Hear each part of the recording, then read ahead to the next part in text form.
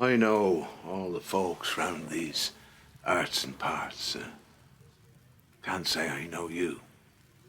Leastways, not yet. But I dare say I know what you'll be wanting. Some of the crack, maybe. A wee yarn with your sup, is it? No harm in that. Come on over. Warm yourself, I'll warn you, though. If it's the old Begorra and Blarney shenanigans you're after, you'll not hear them from me. Well, as such like, pleases you, you sit on. I'll fill your ears. And see what story is meant for you on this dark old night.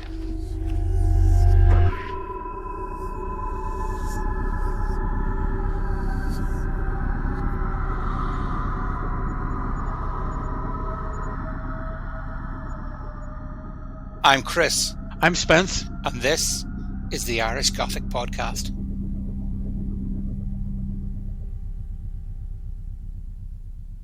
Welcome to Irish Gothic Bite Sized. For those of you who may not know, this is the little short episodes that we put out between our longer episodes. And it's also a very, very special one because it's the first time we've had a guest on the Irish Gothic Podcast. You may recall a few weeks ago we done a Leprechauns episode. And during that episode, Chris told the story of a farmer encountering a leprechaun.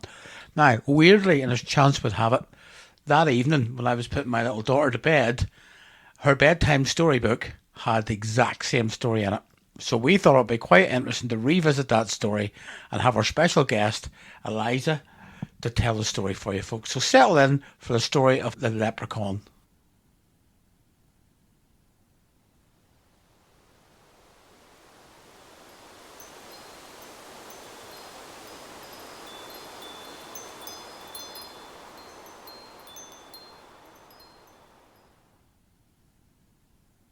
One fine day, a cowman called Tom was walking along when he heard a strange noise. Tick-tack, tick-tack, tick-tack. Tom stopped to listen. This time he heard a song, sing and stitch, a pot of gold to make you rich.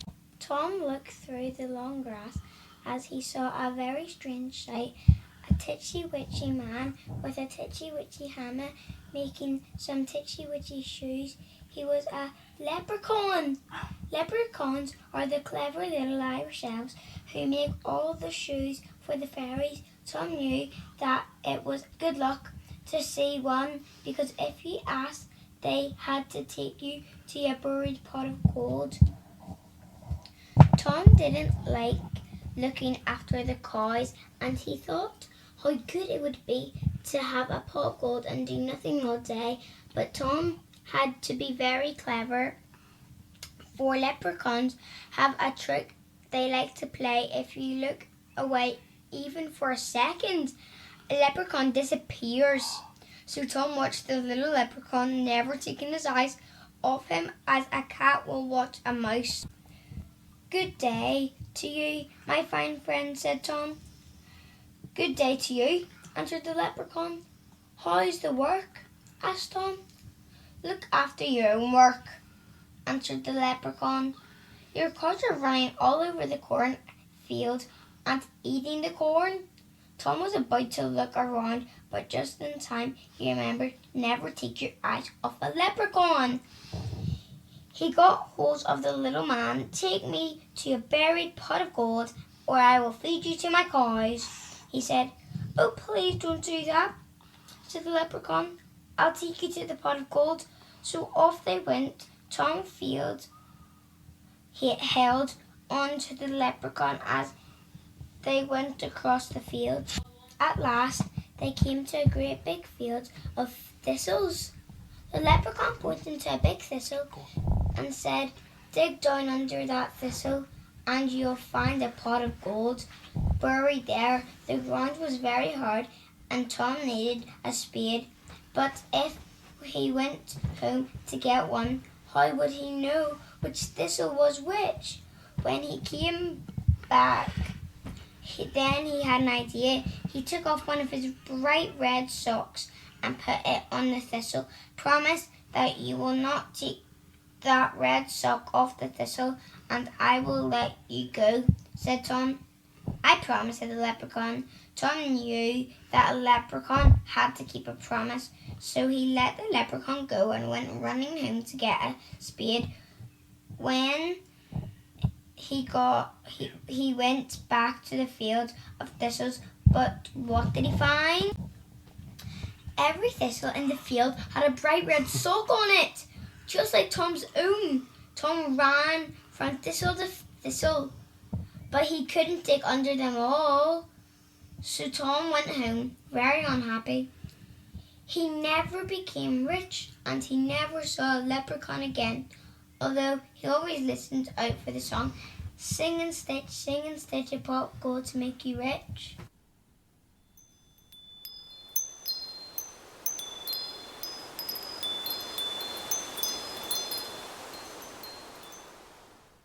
Wow, Eliza, thank you. That was super. I bet you everybody listening is giving you a big round of applause, and they'll send some likes, I'm sure, onto the site. Hey, do you believe in leprechauns? Yes. Yeah, of course you do. Well, listen, folks, that's it from Irish Gothic. It's just a little bite-sized episode. We'll be back on all your usual places you get your podcasts with the next full-length episode. Take care.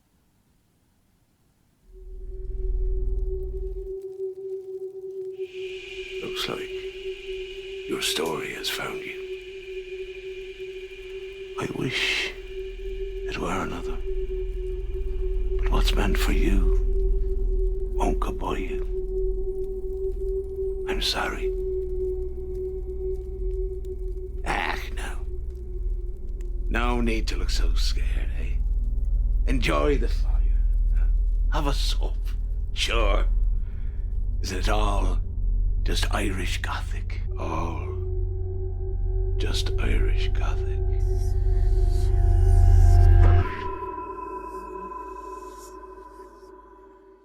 You can find us at Irish Gothic Pod on Instagram or X. Or if you want to support us, please buy us a coffee.